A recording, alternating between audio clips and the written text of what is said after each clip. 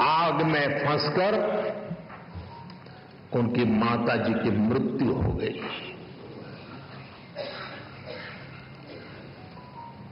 आप कल्पना कर सकते हैं, छोटी सी उम्र में मैं इस तरह की घटना, मां को इस तरह खो देना, ये कितना दर्दनाक रहा होगा। मैं तो भाग्यशाली रहा हूं,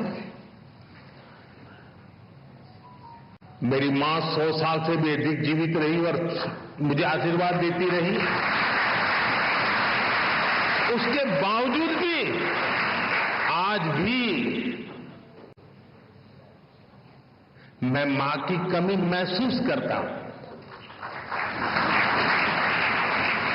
साथियों, उनके जीवन का एक ऐसा दर्दनाक घटनाक्रम था, कोई भी इसे टूट सकता था,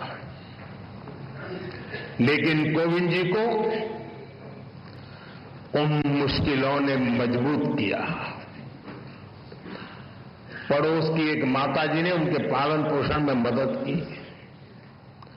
इसे उन्होंने समाज की एकता और सौहार्द की ताकत को समझा। इस घटना के बाद कोविंद जी के जीवन में उनके पिता की भूमिका और बड़ी हो गई और जिस तरह से उन्होंने अपने परिवार को संभाला, बच्चों को संस्कार दिए, इसलिए कोविंद जी अपने पिता को अपना हीरो मानते हैं।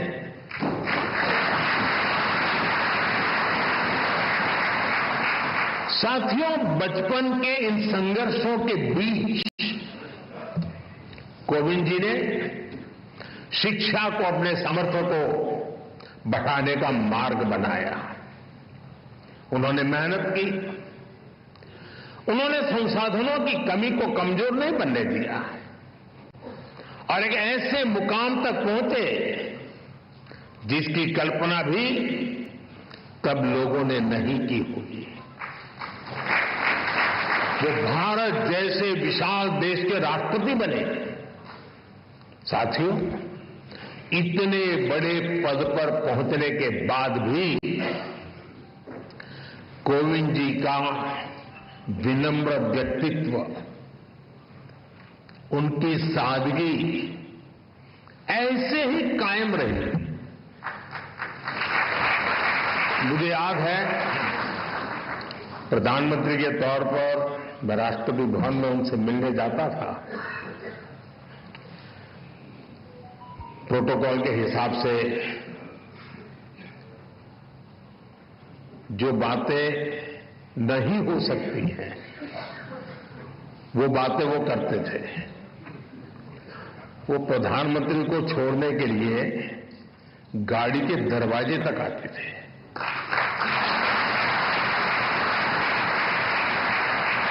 मैं शुरू में उनको प्रार्थना करता रहता था, प्लीज आप ऐसा मत कीजिए, लेकिन उन्होंने जीवन के आखिर तक अपनी उस विनम्रता को भी छोड़ा नहीं।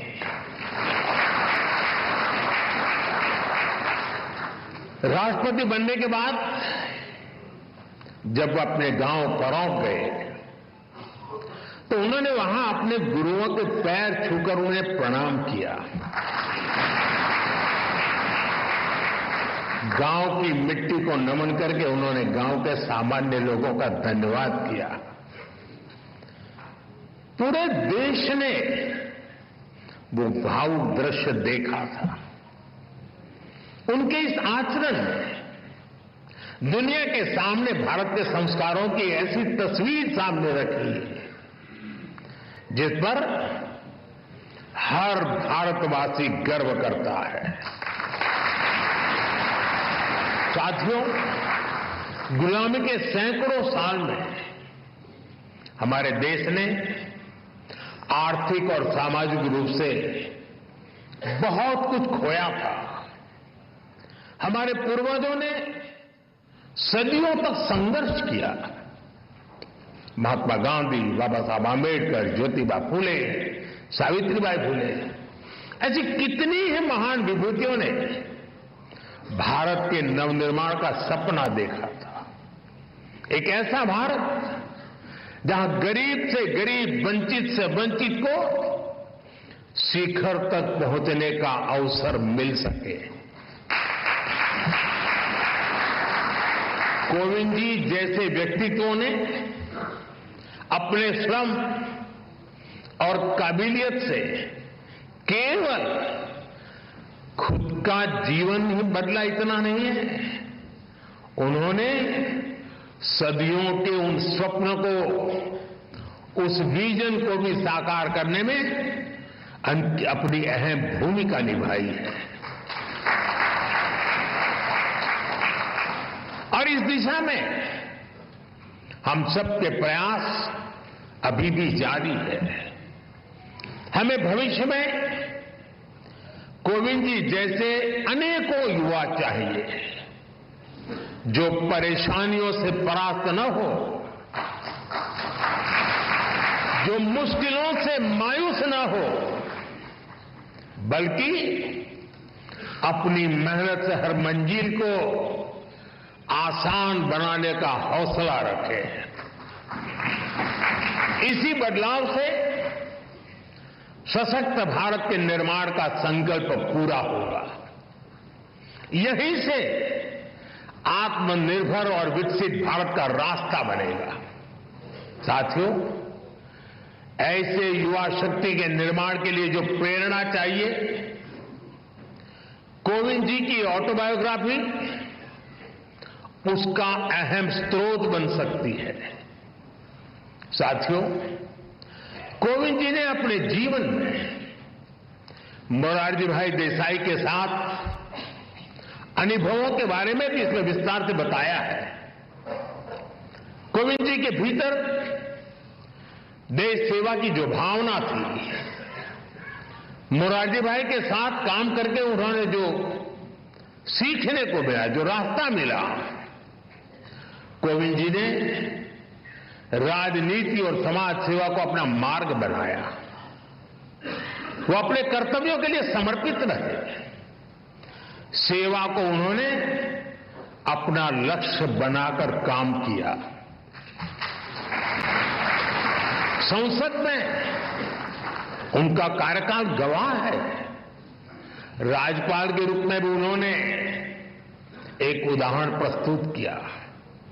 राष्ट्रपति के रूप में भी हमें उनकी यही कर्तव्य निष्ठा दिखाई देती रही।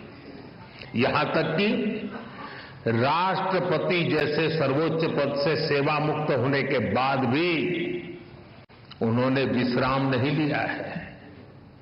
वो अभी भी एक देश एक चुनाव, वन नेशन वन इलेक्शन जैसे महत्वपूर्ण विषय पर काम कर रहे हैं, देश को जगा रहे हैं।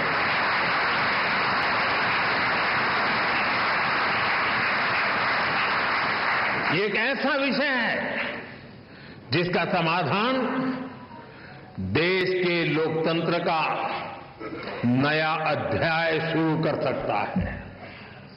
मैं मानता हूं कोविंद जी की इस कर्तव्य निष्ठा और सेवा भाव से देश के लोग बहुत कुछ सीख सकते हैं।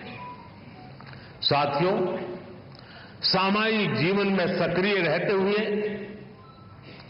ऑटोबायोग्राफी के लिए समय निकाल पाना बहुत मुश्किल होता है। कोविंद जी ने ये काम हम सबके लिए किया है, क्योंकि उनके जीवन में ऐसा कितना कुछ है जिसमें गरीब, वंचित तबके से आए तमाम लोग अपने जीवन की परछाई देख सकते हैं।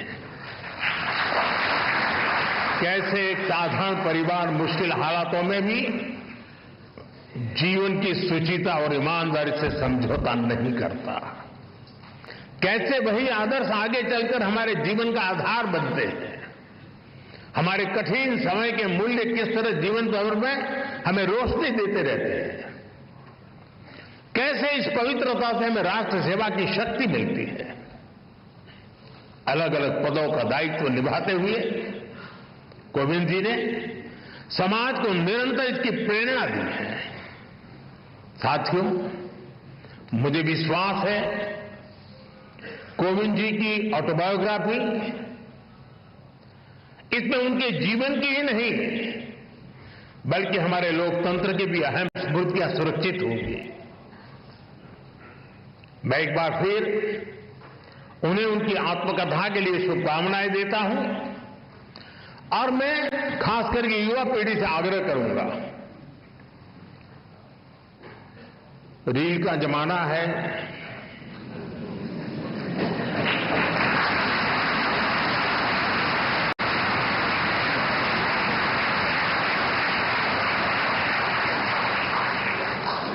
सोशल मीडिया में इन्फ्लुएंसर आपको खींच के कहीं कहीं ले जाते हैं।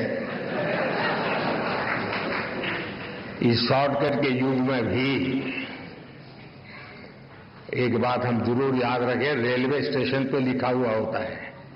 कुछ लोगों को पटरी पर कूद करके जाने की आदत होती, ब्रिज पर नहीं जाते, तो वहां लिखा होता है shortcut will cut you short.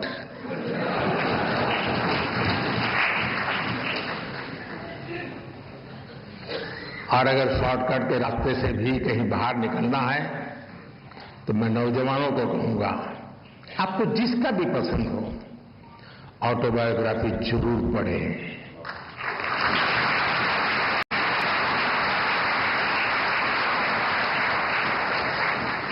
Autobiography उस कालखंड की इतिहास की घटनाओं को अलग तरीके से समझने का अवसर देती है।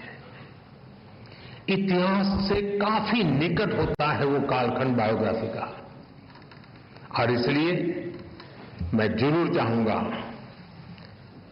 कि कोविंद जी की जो मेहनत है वो आने वाली पीढ़ियों को काम आए, युवा पीढ़ी को विशेष रूप से काम आए। बहुत बहुत शुभकामनाएं, बहुत बहुत धन्यवाद।